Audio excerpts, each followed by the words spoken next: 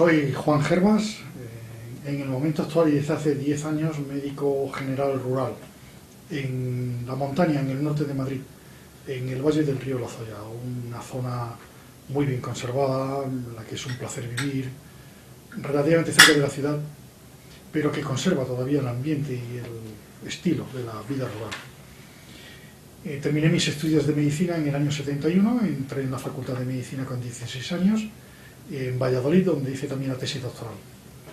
Y de entonces aquí he tenido siempre compromisos docentes y de investigación, al principio en investigación básica y después en investigación aplicada en el campo de salud pública, que me ha llevado incluso a Estados Unidos a dar clases en la Escuela de Salud Pública de Johns Hopkins, una de las mejores del mundo, y todavía sigo esa faceta cultivándola con trabajos que publico. Si buscan mi nombre en internet, Juan Gervas, es muy sencillo encontrarme, especialmente si pone Equipo CESCA, que es el grupo con el que colaboro. Y hace 10 años, cuando los hijos terminaron su crianza, mi mujer y yo, que éramos médicos urbanos en Madrid, decidimos que podía ser buen momento para irnos a terminar la vida en el campo. Pedimos un año sabático, que en la Seguridad Social no es sabático, no ganamos dinero, no es como la universidad. Viajamos por el mundo dando clases, charlas, enseñando, y a la vuelta nos trasladamos a vivir a la ciudad y al campo, y aquí llevamos 10 años sin perder del todo la conexión con la docencia y la enseñanza y la investigación.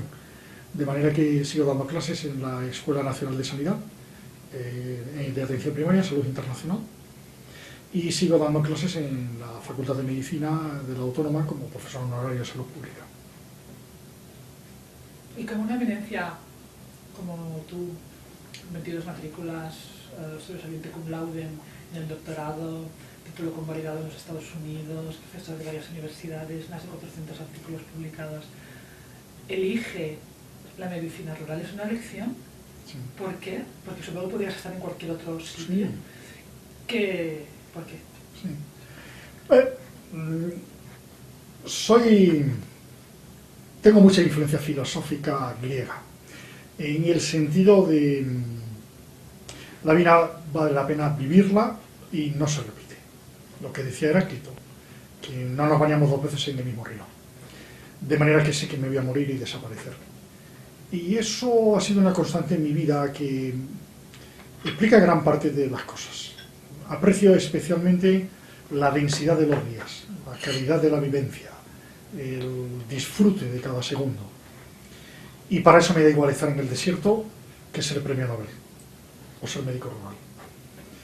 Y la medicina rural me ofrecía una medicina que yo ya practicaba en la ciudad, polivalente, en la que lo mismo atendía niños, que hacía ginecología, que hacía cirugía menor, pero hay que reconocer que la ciudad no permite lo que aquí además permite, y es que tengo el campo a mi disposición. Andando desde casa se va a zonas en las que hay corzos, hay ciervos, hay jabalíes, hay ardillas, puedo nadar desnudo en cualquier recodo del río, el día de invierno que hace un poco de calor, y todo lo hago andando desde casa. De manera que, como mi mujer comparte también estos gustos, pues la verdad es que ofrecía una perspectiva muy buena, la del mundo rural.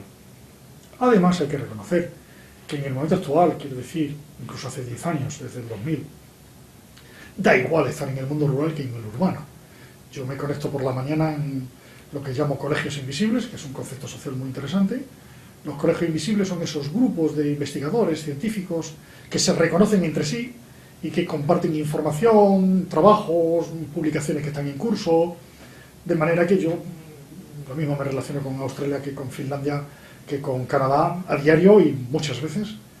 Y en esos colegios invisibles da exactamente igual estar de vacaciones en Honolulu que estar trabajando en el pueblo de Carencia de la Sierra. Así que yo creo que es una opción lógica si uno busca una medicina humana y si uno busca una vida humana en el sentido de disfrute de la misma. Me parece mucho más inteligente, si se puede, que la vida urbana. Tengo entendido que cuando llegan tus pacientes, luego les das un escrito con algunas explicaciones, explicándoles quién es. lo cual no es habitual, porque yo tengo médico y a mí ningún médico, y me lo cambian continuamente la asociación, ningún médico me ha dado un papel explicándome quién es. Al contrario, si le pregunto quién es y de dónde viene, normalmente no me contesta. En ese escrito, entre otras cosas, dice, por ejemplo, que no recibes visitadores médicos y que habitualmente recetas medicamentos genéricos. ¿Me explicas un poco el motivo de esto? Sí, lo primero la cuestión general. ¿Por qué doy a mis pacientes un documento con mi forma de pensamiento? Yo descubrí hace muchos años, casi 30 años, que mi práctica clínica era muy distinta a la habitual. No digo que sea mejor ni peor, distinta. Por ejemplo, en mi consulta se puede hablar franca y directamente de eutanasia. Me di cuenta que eso era infrecuente en otras consultas, con lo cual muchos pacientes que acudían a la mía no tenían expectativas que yo podía abrir. Yo incluso he tenido siempre apertura a los problemas como la homosexualidad, sin que para mí haya sido ningún problema mayor que como si le gusta al paciente las natillas. Y eso no es muy habitual en la consulta, en la que se pueda compartir, por ejemplo, las dificultades de idioma. Yo he atendido desde siempre a inmigrantes y, de hecho, en mi casa y en mi consulta he tenido diccionarios chino, español, porque los atendía.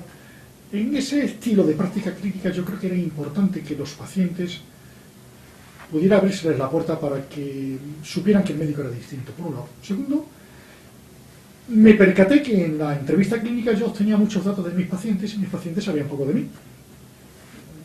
En el curso de la entrevista clínica, sobre todo cuando lo abro, pues salen desde cuestiones maritales a cuestiones laborales, a enfermedades que uno tiene, y pensé que no tenía nada más que mis pacientes tuvieran algo que les permitiera juzgarme, de manera que las relaciones fueran más de igualdad. Y por eso decidí escribir el texto, que fue muy bien recibido por los pacientes. De siempre le ha encantado a los pacientes. Con lo cual creo que debería ser imitado, en general. Porque lleva una parte filosófica, lo que es la filosofía de la consulta, en una parte muy práctica. Por ejemplo, yo exploro siempre. Así que si usted viene a mi consulta y me dice que le pica el culo, pues usted tiene que saber que yo se lo voy a explorar. Si le molesta el dedo de un pie, también. Y me da igual que haya 40 esperando, que se lo voy a explorar. O sea, que usted tiene que saberlo. No me importa que el primer día me diga que mejor para otro día, doctor, porque bueno, eso nos puede pasar a cualquiera, que no lleve uno los calcetines limpios. Pero, hombre, me gusta que el paciente lo sepa y no se sienta asaltado. Y luego cuestiones de currículum, pues en ese sentido también soy un médico especial, que he publicado muchísimo, he tenido mucha actividad científica, no la suele tener mis compañeros, y me gusta que mis pacientes sepan que el médico les cuida. Dentro de eso también llama mucho la atención, desde siempre, que no haya recibido los laboratorios farmacéuticos, los representantes. Hay varias razones prácticas. Una es que ocupan tiempo. El tiempo que ocupan cuesta muchos miles de euros al erario público. He hecho el cálculo. O sea que el tiempo que ocupan los representantes lo paga usted. Yo creo que para hacer propaganda de cosas privadas y que dan beneficios a accionistas, pues no debería pagarlo usted. Con lo cual yo creo que ese tiempo se lo debo a mis pacientes, que son los que pagan. Y luego no me enseñan nada. Me paso el día leyendo, estudiando revistas y artículos y estudios, y cuando vienen yo sé de lo que me van a presentar más que ellos, con lo cual pierdo el tiempo. Y luego además yo creo que las relaciones con las industrias, no solo la farmacéutica, tienen que ser de otro estilo, de otro distanciamiento, tienen que tener una transparencia, una proporcionalidad, una independencia, que en el momento actual, lamentablemente, en esas relaciones personales con los representantes, generalmente no se da. No digo que no, y no sería yo el que criticase a mis compañeros en un país en el que tenemos un rey al que le regalan un yate de aquí para allá, que ni usted ni yo podríamos tener nunca, y nadie se escandaliza. Y yo, como mis pacientes piensan, el que regala bien vende, si el que recibe no entiende. Así que me pregunto qué entenderá el rey. Si yo tengo que vivir en el país en el que vivo, en el que el rey admite ser regalos, que mis compañeros vean a los representantes y les regalen bolígrafos, pues no me parece bien, pero no voy a criticarle más que estoy haciendo ahora con el rey. ¿Y los genéricos? Sí. Yo no tengo por qué saber de memoria los nombres de fantasía. Yo cuando estudio en los libros, cuando estudio en las revistas, cuando sigo las novedades, científicamente hablando, los medicamentos tienen un nombre, que es el nombre científico. y es el que yo empleo cuando me comunico con mis colegas, con mis compañeros. Las empresas, para facilitar su prescripción, ponen nombres de fantasía, y al sildenafilo le llaman como quieran. No tengo por qué utilizar esos nombres. A veces los tengo que utilizar, por ejemplo, un paciente viejo que solo está acostumbrado a la marca comercial, pues se lo respeto. Y ahí critico yo al Ministerio de Sanidad español, que tiene una postura y política hipócrita respecto a los medicamentos. Es decir, muchos medicamentos se aprueban en España, muchos, la mayoría, el 90% de los medicamentos que se aprueban en España, en las evaluaciones farmacoterapéuticas, en las evaluaciones científicas, se titulan con un no aporta nada nuevo. El 90% de los medicamentos que se autorizan todos los años no aporta nada nuevo. Y luego el Ministerio, una vez que lo ha aprobado y lo financia, pretende que yo no lo recete. A mí me parece hipócrita. Porque haga usted lo que se hace en Suecia, no lo aprueba. O lo que se hace en Australia, no lo aprueba. Con lo cual, a mí ser médico y prescribir me será mucho más fácil. Y segundo, el Ministerio Español no hace una cosa que debería hacer si quiere que yo recete genéricos, que lo receto a iniciativa propia. Y es hacer una subasta decenal de 10 años, por el cual el acetilsalicílico se presente siempre como la misma píldora, del mismo tamaño, del mismo grosor, de la misma composición, en la misma caja, de la misma blancura, de la misma signo, para que mis pacientes ancianos no se equivoquen si yo, al recetar genérico, en la farmacia le dan distintos genéricos. Porque increíblemente en España los medicamentos van en un paquete. Usted estará acostumbrado a ver el medicamento como un paquete. Eso en el mundo desarrollado es raro. En el mundo desarrollado, si yo prescribo acetilsalicílico, ustedes dan una bolsita o una cajita con su nombre y la píldora de acetilsalicílico, no se dan en una caja, sino que hacen lo que se llama monodosis. Y si yo le prescribo un antibiótico para 7 días, le dan 7 por 3, 21, o 7 por 4, 28, y le dan las cápsulas exactas que usted necesita. Todo eso tendría que arreglarlo al Ministerio, y otros países lo tienen arreglado. No quiero creer que vivo en un país infradesarrollado sanitariamente hablando, porque sería injusto, pero en el que queda mucho por desarrollar, sí. Y esa es la labor que tendría que hacer la ministra, por ejemplo. También les informas de que no empleas el ordenador para no perder eficacia, seguridad y confidencialidad. Sí, mi consulta es muy extraña. Si usted viene a mi consulta, le llamaría muchísimo la atención. Pero no hay nada de los laboratorios farmacéuticos. Ningún cartel, ningún calendario, ningún anuncio, ningún bolígrafo mío, ningún papel, ninguna recomendación, nada de los laboratorios farmacéuticos. La mesa está limpia. En la mesa no hay nada. Y yo le miro a los ojos, lo cual supongo que le sorprenderá muchísimo, porque le miro directamente a los ojos y continuadamente, apropiadamente, sin molestarle, pero yo no tengo una pantalla aquí a la izquierda que gire de manera que yo tenga el cuello torcido. Yo no tengo el cuello torcido en mi consulta. Los que utilizan ordenador lo suelen tener torcido. Y probablemente se levantan menos de la silla. Yo cuando usted entra en la consulta, le recibo en la puerta, le doy la mano y le saludo y le ayudo a sentarse. Y si se quita el abrigo, le ayudo. Y me da igual que sea hombre que mujer, que joven que viejo. Si le puedo ayudar, le ayudo. Si es innecesario, no. No hay ordenador en mi consulta. No hay ordenadores en consultas, por ejemplo, de los médicos suecos. Los médicos suecos sí tienen ordenador, pero no lo emplean para teclear. Los médicos suecos, cuando se va el paciente, dictan al ordenador y lo graba. Y ese es el tipo de cosas que yo propongo. Hay ordenadores que tienen pantalla plana en el que se puede escribir, y ese es el tipo de cosas que yo propongo. Yo soy un experto en este campo. La primera beca con la que trabajé en cosas de informática médica y de electrónica y de ordenadores la tuve en el 69, hace 40 años, y me la dio IBM, la empresa principal del mundo. Y desde entonces he mantenido una actividad continua que me ha llevado a asesorar a Bruselas y a la Unión Europea en proyectos de muchos millones de euros sobre qué hacer o no hacer. Los productos que existen en España son como mínimo indignantes y ridículos. Usted quizá no sepa que el ordenador que maneja su médico en su autonomía, de donde sea usted, de Cataluña, de Valencia, de Madrid, es incompatible con el de la autonomía de al lado, lo cual es inconcebible en una nación. Vamos a tener que esperar a que la Unión Europea ponga unas normas comunes para que se hagan. Y luego usted quizás no tenga idea de que todos los datos que usted da, todos los datos que existen de usted, circulan a un ordenador central que científicamente es absolutamente innecesario. El ordenador tenía que estar en mi consulta sin conexión ninguna con el exterior y solo mandar lo que llamamos un conjunto mínimo básico de datos, que yo entiendo que tengo que compartir. La edad de los pacientes que he atendido, si tienen siempre antibióticos, pero no tengo por qué compartir que usted tiene problemas con su mujer porque su mujer está teniendo problemas con su suegra.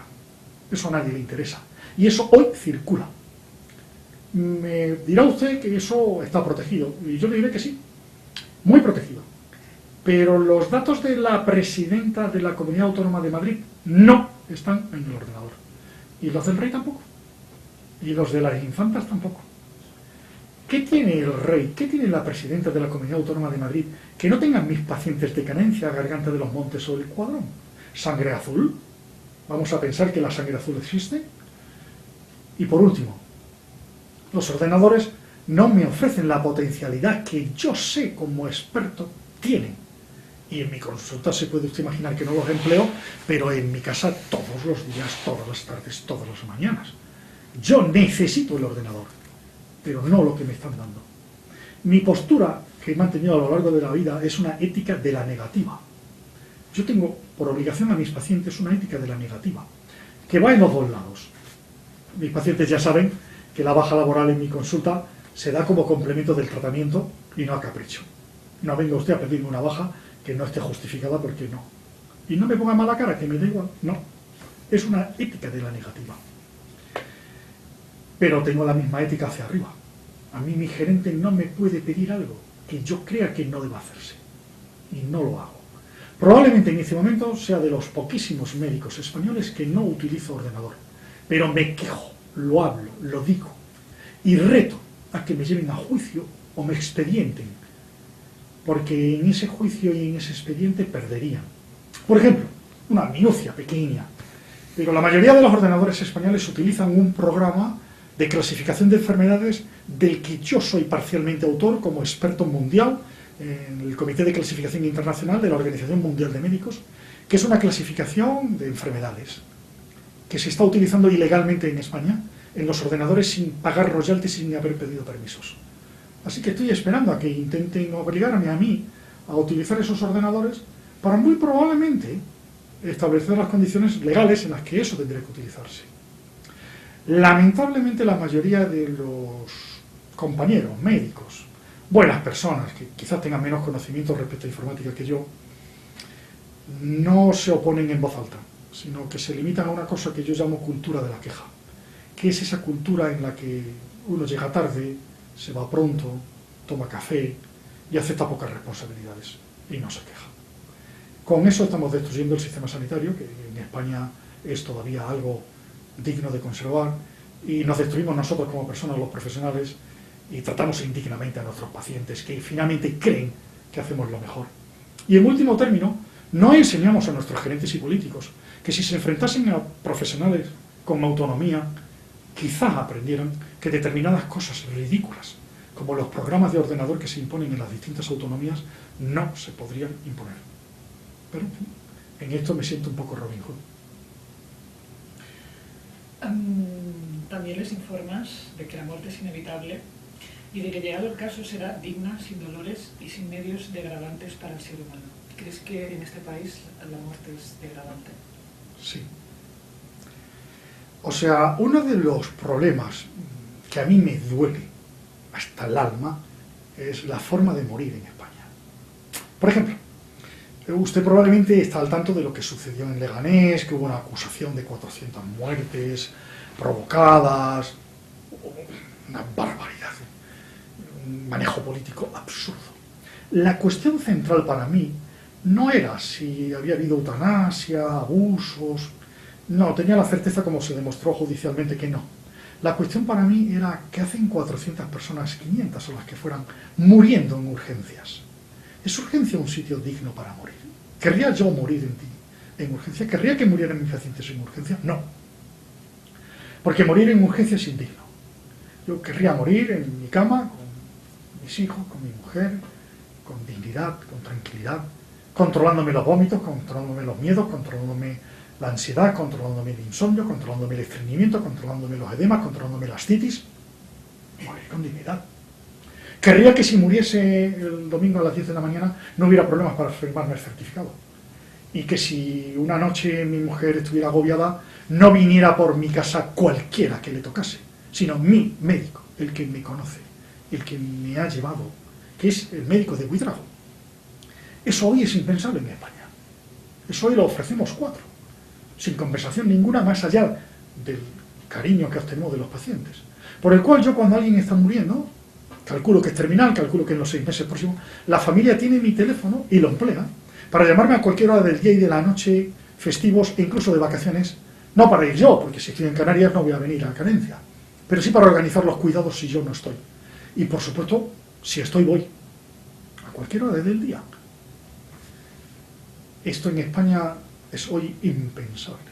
Usted conmigo no tendría ningún problema, pero lamentablemente los tiene incluso con las unidades de cuidados intensivos con las que se pretende dar respuesta a este problema, y es un error.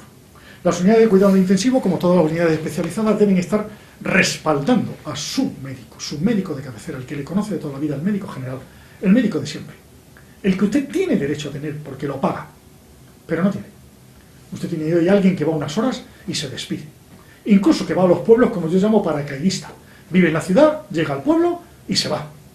Usted tiene derecho a tener un médico que sea su médico, pero para eso tienen que cambiar los políticos, para eso tiene que cambiar la política. Tiene derecho a morir con dignidad, tiene derecho a no tener más miedo a la muerte que el que humanamente se puede tener. Yo no puedo prometer a mis pacientes que no van a morir. Yo voy a morir, ellos morirán, y yo pretendo que ellos mueran después que yo. Hago todo lo posible, pero yo solo retraso su muerte, y lo retraso con dignidad. Cuando la muerte es inevitable, procuro que sea digna. Eso en algunos casos en España, por desgracia, roza los límites de la ley, porque el partido que nos gobierna prometió que iba a legislar sobre eutanasia y ahora dice que no toca. Eso significa sufrimiento sin cuento, que no tendrán los políticos. Yo creo que ese asunto había que arreglarlo, porque muchas veces en la soledad del médico, el paciente, la familia, hay que hacer cosas que rozan los límites de la legalidad. No hay por qué hacerlo. Como paciente, como persona, como individuo, tiene derecho a reclamar que puedan morir en casa con dignidad. Es posible y requiere cambios mínimos, pero sobre todo hay que exigirlo para que se convierta en factible. Háblame de lo que tú llamas las enfermedades imaginarias. Enfermedades imaginarias es un tema que da mucho de sí. En 5 minutos. Sí, un minuto. Nos asustan como a los niños con el lobo o con el hombre del saco. El negocio de la medicina puede ampliarse indefinidamente, pero las enfermedades son pocas, los enfermos son muchos. Como las enfermedades no son suficientes para el negocio, pues hay que ampliarlo, y entonces se inventan enfermedades. Por ejemplo, para que usted me entienda, la escoliosis de los niños, esa espalda torcida, en la mayor parte de los casos no tiene ninguna importancia. Y está demostrado que buscarlas en las escuelas y verle la espalda a los niños es perjudicial. Y es una enfermedad inventada que se llama escoliosis, de enfermedad que tienen los niños que van a la escuela y se lo miran. Hay algunas escoliosis que son graves, ¿eh? Yo no lo descarto. Pero todas esas que los terminan yendo y que van al gimnasio, eso no. El colesterol con el que a usted le enloquecen, con el colesterol, coma huevos, usted sea feliz, viva, beba un poco de vino. Y el colesterol es un problema, depende. El tabaco es un problema, deje de fumar. Si a usted le preocupa su corazón, deje de fumar. El cáncer de mama, a usted le preocupa el cáncer de mama y usted fuma, pues si usted se va a morir de un infarto, siga fumando y olvídese sus mamas. Porque la probabilidad de morir de infarto está muy por encima del cáncer de mama. No se haga mamografías para qué. Todo eso crea enfermedades imaginarias, como transformar la gripe A que han transformado en una peste. Eso son enfermedades imaginarias, en la que enloquecen a las personas, porque son osteoporosis, son muchas enfermedades que usted conoce, que en realidad no son enfermedades. Como mucho algún factor de riesgo, y no requieren más mínima atención y transformarse en enfermo. Requiere un poco de prudencia y sentido común. Creo que has dicho que la prevención no disminuye los costes sanitarios. Por ejemplo, que el cáncer de mama es muchísimo más infrecuente de lo que nos hacen creer a las mujeres, un 3%, el cáncer de cuello de útero un 0,3%, y nos están asustando continuamente con que no nos hacemos los controles. También has dicho que los cribajes son peligrosos para la salud. Explícate un poco. Sí, la prevención en principio es una actividad beneficiosa por la cual usted hoy se somete a alguna actividad que evita en el futuro males mayores. Así visto no tengo nada que decir. El problema es que así visto casi nunca es cierto. Por ejemplo, a los varones les están haciendo ahora una cosa que se llama PSA en la sangre, en el bien supuesto de que con eso se diagnostica precozmente el cáncer de próstata.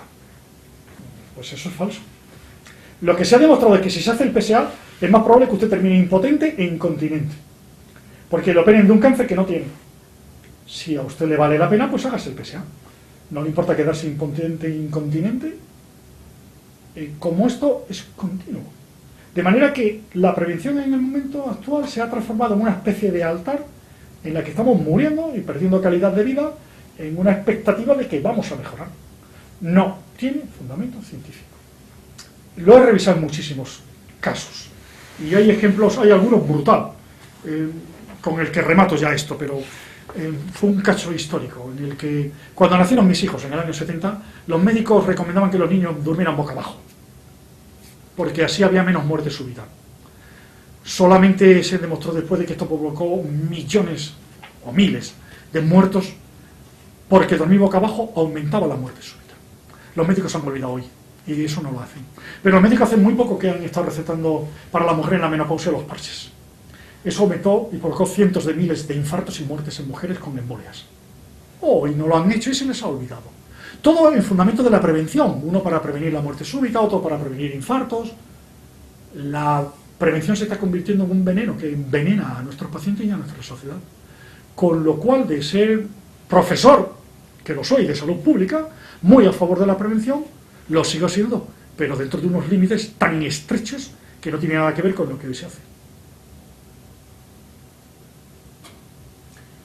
Creo que formas parte o eres co-creador de un colectivo que se llama Anogracias, en el cual se denuncia básicamente que la industria financia la formación profesional médica con cursos, congresos, viajes, comidas, ponentes, etcétera, etcétera. ¿Nos puedes explicar un poquito? Bueno, creo que hay 6 puntos en la plataforma. Independencia ética y profesional, transparencia, acceso a una información veraz, formación independiente, ningún regalo es gratis y compromiso con la viabilidad del sistema de salud. ¿Nos puedes explicar? Bueno, yo he estado mirando la web, he contado un total de 1.411 firmas de profesionales médicos de diferentes tipologías, de toda España o no sé si también de todo el mundo. Desde catedráticos, enfermeras, de todo tipo. Me ha sorprendido ver la cantidad de gente profesional médica que se ha adherido a esta plataforma. Explícanos un poquito el contenido, bueno, para explicarles a lo mejor a algunos médicos que no conocen de su existencia, por si están interesados. Hay un grupo, pero es mundial, de médicos preocupados por las relaciones no con la industria farmacéutica, sino con las industrias en general. Usted puede llamar la atención la implicación de algunos médicos, por ejemplo, con la industria alimentaria, recomendando determinado yogur o determinado, en fin, cosas más o menos turbias. Ese movimiento mundial. Por ejemplo, hay un grupo de Healthy Skepticism, del que yo soy miembro muy activo, que propone un escepticismo sano, de duda acerca de las cosas que nos venden como una especie de remedio universal. No hay remedio, vuelvo a insistir que las personas moriremos finalmente, no hay remedios que eviten algunas cosas y los evitan parcialmente y hay que conocerlos en su justo término. Las industrias tratan de influir directamente sobre los profesionales sanitarios, especialmente sobre los médicos, que son los que tienen más poder de gasto, hasta el punto de que terminan tergiversando la verdad, presentan una información sesgada. No digo que tenga un interés de mentir directamente, pero la información es sesgada y termina viendo lo que yo llamo malicia sanitaria. Si usted teclea malicia sanitaria y lo busca en internet, encontrará el texto en el que lo define perfectamente. No niego que vivimos en una sociedad capitalista, una economía de mercado que consta en nuestra Constitución y no va a cambiar en el próximo futuro, de manera que yo no niego las relaciones con la industria. Sí niego que esas relaciones tengan que ser del estilo de algunas cosas que vemos que, en fin, claramente son vergonzosas para cualquier médico que lo sea. Y promuevo unas relaciones de claridad, transparencia, responsabilidad, honradez, independencia, en las que las relaciones no sean personales. A mí no me tiene que invitar nadie a comer, a mí no me tiene que dar nadie un bolígrafo, no me tiene que comprar un ordenador, no me tiene que llevar a un club de chicas, no me tiene... En fin, a usted yo creo que tampoco. Si lo quiere se lo paga. Yo creo que no hay que hacerlo, pero a mí. Y me ofenden cuando estas cosas suceden. Suceden hasta el punto de que algunos congresos médicos han salido en la prensa, pues con las salas vacías, los médicos en la playa, en concreto. Así que sí, colaboro con varios grupos, que no solamente el No Gracias español, hay No Gracias italiano, hay No Freelance estadounidense, el Healthy Skepticism, para que las relaciones con la industria sean completamente distintas. Yo creo que es posible cambiar. Yo creo que los médicos tenemos que empezar a ver las relaciones con la industria de otra forma completamente distinta. Y si no cambian, pues terminaremos saliendo en los periódicos como los políticos con la corrupción. Porque no hay mucha diferencia entre aceptar el regalo de un traje, y ya sabe usted a qué me estoy refiriendo, con aceptar el bolígrafo o aceptar un yate de unos empresarios. A mí me suena todo igual. Claro que soy médico, no soy abogado, ni policía, pero ya hablaría siempre de corrupción. Yo creo que si los médicos no limpiamos la casa nosotros mismos y no empezamos a tener otras relaciones, muy probablemente algún día un juez terminará encima de nosotros, que ya ha pasado en algún caso, por ejemplo en Italia, con las relaciones de algunos médicos con la industria. Además, creo que la información independiente es esencial para que nuestros pacientes reciban los cuidados que merecen, que no estén sesgados por una información en busca de la codicia, del afán de lucro excesivo de las industrias en algunos casos. Para terminar, ¿qué significa la frase "no hay enfermedades sino enfermos"? La enfermedad no existe. La enfermedad es una entelequia. Esa es una cuestión filosófica que a mí me interesa. Casi todos los médicos en España, es un problema filosófico, son realistas. Creen que la realidad existe. Es un problema muy interesante. Yo estoy al lado de Kant. Los médicos creen que mi coche está ahora ahí en la calle. Si no lo veo, creen que está. Yo soy empirista. Yo creo que mi coche está ahí si yo lo veo. Y si ahora no lo estoy viendo, yo no me puedo definir acerca de ello. Esta concepción empirista lleva una crítica continuada, por ejemplo, al realismo, que cree que las enfermedades existen. Las enfermedades no existen. Existen los enfermos. Entonces, si usted tiene diabetes, su diabetes no tiene nada que ver con la diabetes del vecino, ni con la de su hijo. Sus sentimientos personales, su forma de comportarse, su control de la comida, su expectativa ante los comprimidos, su reacción frente a la inyección de insulina, no tiene nada que ver con la del vecino, ni con el paciente que está en la sala de espera. Usted es único, en positivo y en negativo. Y la diabetes es una entelequia que nos permite manejar mejor las situaciones, pero no podemos creer que exista realmente. Indudablemente es más fácil para nosotros creer que hay enfermedades y no enfermos. Y eso, torcer el cuello y no mirarle a los ojos ni darle la mano. Pero usted finalmente es una persona, tiene una dignidad y tiene unas vivencias y unas expectativas y unas creencias y unos miedos y unos temores y cosas que para usted mismo le es difícil de explicar, pero que yo como profesional tengo que entenderlas, preverlas y permitirle que en algún momento pueda hablar de ello. De manera que usted no sea el paciente diabético 25, sino usted sea Antonia o sea Fernando, con su edad, su sexo, su profesión, sus preocupaciones, sus miedos, sus conocimientos, sus expectativas. Y eso hace a la medicina humana. El creer que existen las enfermedades es, primero, científica y filosóficamente absurdo. Y segundo, médicamente inhumano. Creo firmemente que no hay enfermedades sin enfermos.